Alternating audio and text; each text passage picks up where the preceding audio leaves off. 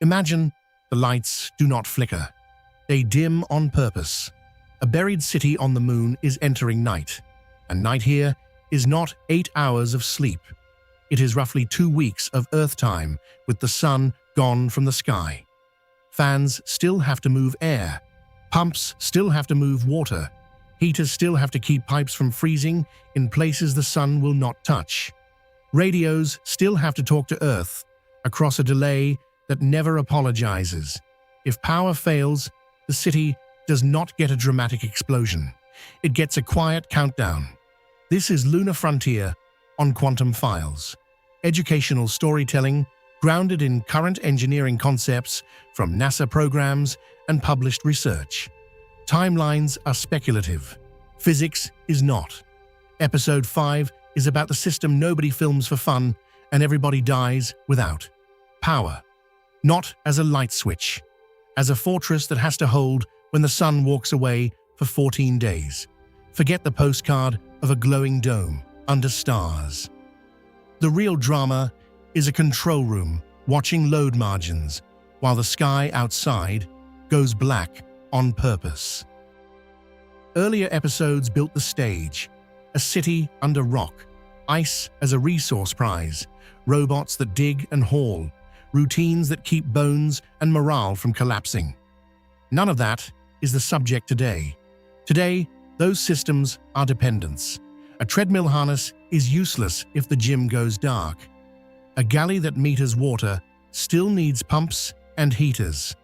A robot that cleans a solar panel is only as useful as the watts it protects. Power is the parent system. Everything else is a child that throws a tantrum the moment the parent disappears. On Earth, grids hide that truth behind continents of redundancy.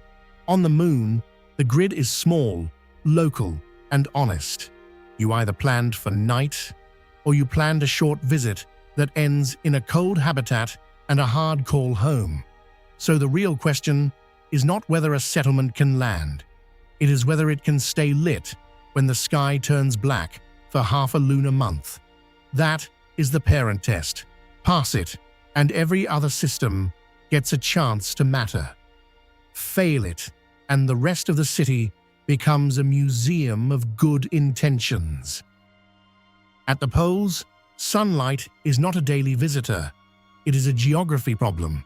Some ridges catch grazing light for most of the year. Nearby crater floors stay in permanent shadow. Episode 2 cared about those shadows for ice. This episode cares about the ridges for energy. Same neighborhood, different prize. Engineers map illumination the way cities map highways. Hours of sunlight per year, seasonal gaps, lines of sight to Earth for communications. A solar farm is not placed where the view is pretty.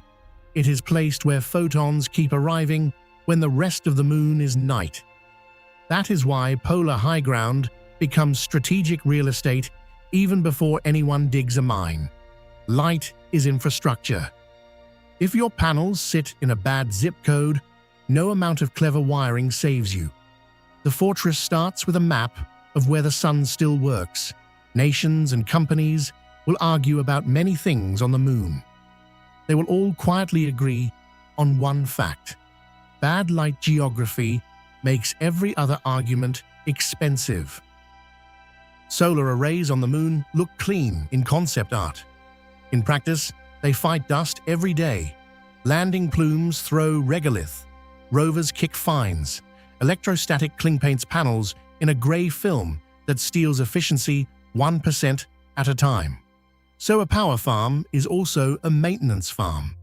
Robots brush, blow, or vibrate dust off surfaces because sending a suited human for every cleaning burns time, risk, and consumables. Tracking helps where the sun skims the horizon. Cabling has to survive temperature swings and micrometeoroid luck. Redundancy matters. One string of panels is a single point of failure, dressed up as progress.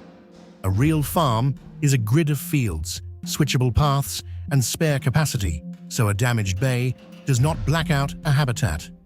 Solar is abundant where light is abundant. It is fragile where dust is patient, and dust on the moon is always patient. So the solar story is not only generation, it is logistics, cleaning cycles, spare glass, and the humility to design for a surface that never stops shedding. Even a good ridge does not erase night. Somewhere, for some stretch of time, the sun will leave your arrays hungry. That is when storage becomes the fortress wall.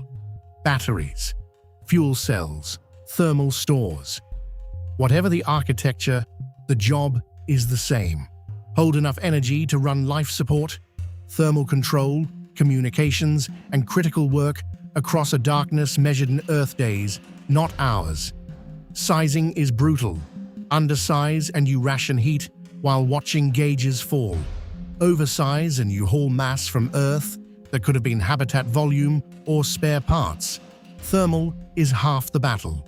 Cold batteries lose performance. Hot electronics fail early.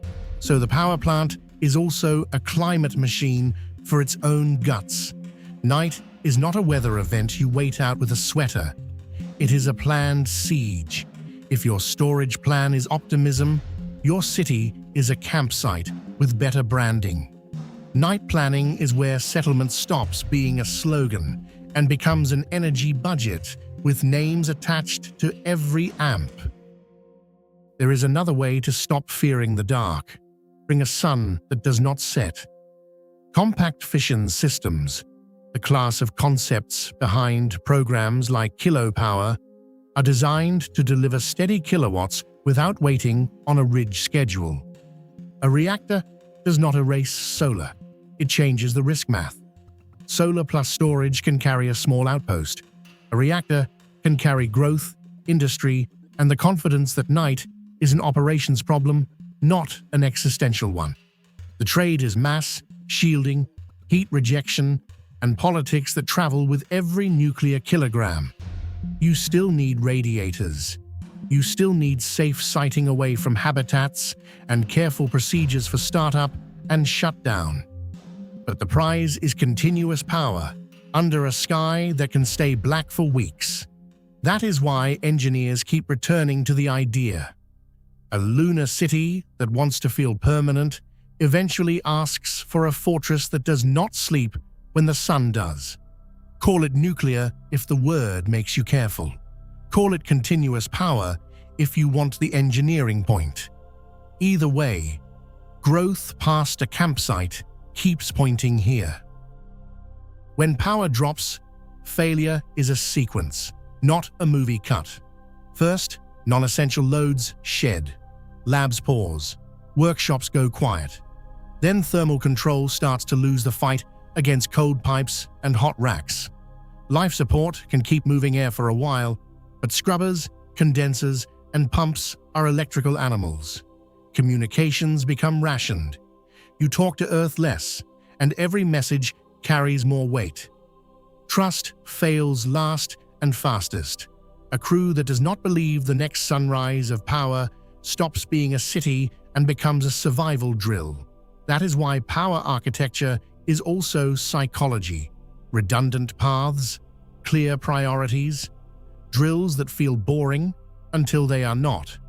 The question is not only how many kilowatts you have, it is what you cut first, who decides, and how long the fortress can hold while something outside gets fixed in the dark. A power fortress is not a building with a logo. It is a promise that the next hour of air and heat is already paid for in stored or generated watts.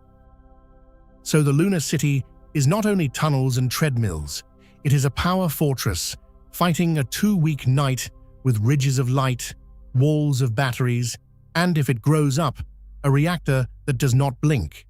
Dust taxes every panel. Night taxes every plan. What fails first is the map of your priorities.